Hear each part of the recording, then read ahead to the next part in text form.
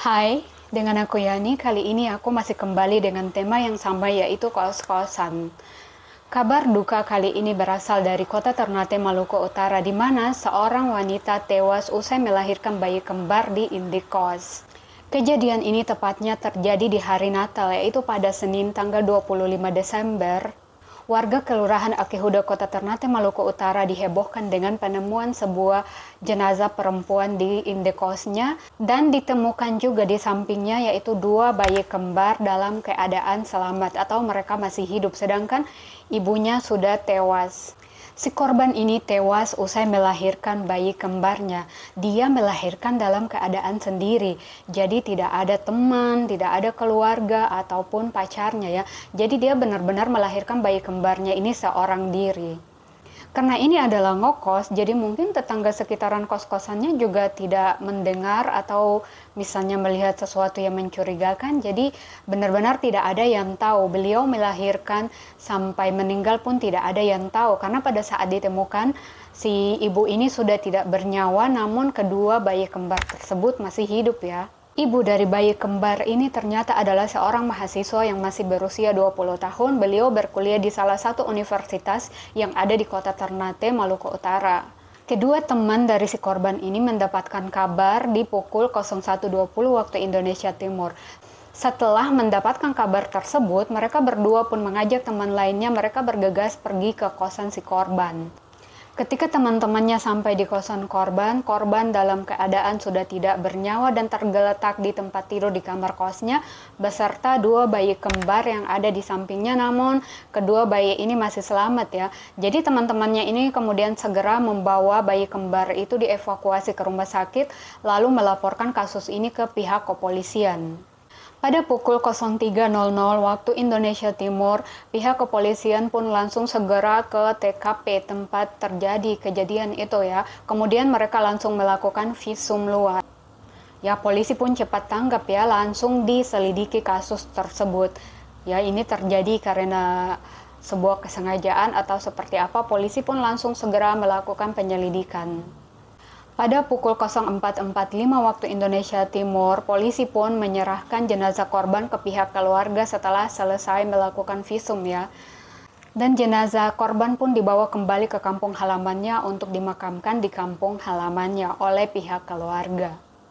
Tidak lama setelah itu, polisi pun langsung mengamankan pacar korban atau ayah dari kedua bayi kembar tersebut. Dia langsung ditetapkan sebagai tersangka kasus meninggalnya ibu dari bayi kembar tersebut. Si JR ini adalah pacar dari korban dan merupakan ayah biologis dari kedua bayi kembar tersebut berusia 22 tahun. Dan si JR ini pun telah ditetapkan sebagai tersangka setelah melalui serangkaian proses penyelidikan. JR dikenakan pasal 194, pasal 75 ayat 2 Undang-Undang Nomor 36 Tahun 2009 tentang kesehatan atau pasal 77A UU Nomor 35 Tahun 2014 tentang perlindungan anak atau pasal 348 ayat 2 KHUP, pasal 55 ayat 1 KHUP dengan ancaman hukuman maksimal 10 tahun dan denda sebesar 1 miliar rupiah. Padahal si JR ini sebelumnya dia ditetapkan sebagai saksi dari kasus tersebut. Namun setelah polisi mulai melakukan penyelidikan dan melalui beberapa tahap penyelidikan, akhirnya si JR ini dia berubah jadi tadinya saksi menjadi tersangka kasus tersebut. Namun tidak ada pernyataan dari pihak kepolisian misalnya si korban ini meninggal karena dibunuh atau apapun, sama sekali tidak ada pernyataan lain ya selain si korban ini meninggal karena melahirkan. Tapi ya si JR ini kan karena dia adalah bapak biologis dari bayi kembar tersebut dan dia merupakan pacar dari si korban, jadi si JR ini kena pasal-pasal karena memang kita tahu bahwa di negara kita ini kan belum ada undang-undang tentang kayak misalnya kita stay bareng lalu punya anak itu wajar, jadi belum ya. Mungkin dia kena pasal-pasal tersebut ya tentang pengebayan anak dan sebagainya. Nah, kemudian tentang bayi kembar dari si korban ini kan sebelumnya ditemukan dalam keadaan selamat lalu dilarikan ke rumah sakit.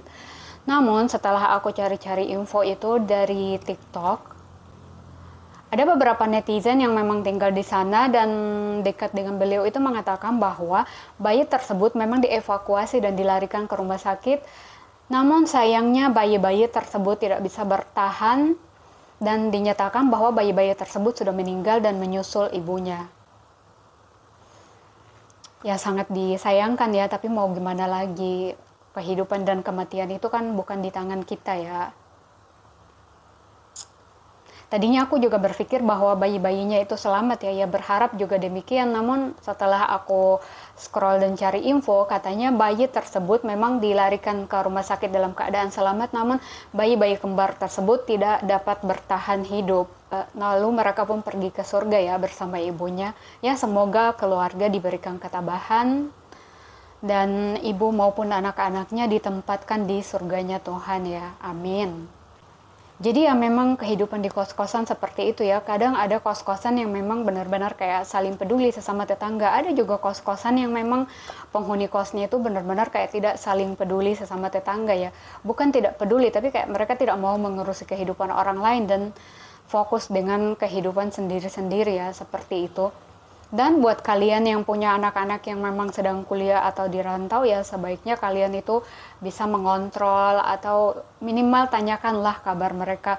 Atau misalnya dari mereka itu tidak ada, mungkin kalian bisa cari informasi ke temannya. Sebagai orang tuanya minimal kalian harus tahu nomor temannya, siapa temannya. Jadi kalian bisa dapat info-info dari teman-temannya, karena kadang-kadang anak itu kayak tidak menyampaikan semuanya ya. Jadi mungkin lewat temannya, orang tuanya, sebagai orang tua kalian bisa tahu keadaan anak kalian seperti apa, kesehariannya seperti apa, dia ngapain aja di sana, untuk menghindari hal-hal seperti ini terjadi. Oke, itu aja sih sekilas yang mau aku bahas. Jangan lupa support channel aku dengan subscribe, like, share, and comment, karena masih banyak cerita ataupun kasus lainnya yang akan aku bahas di sini. Thank you.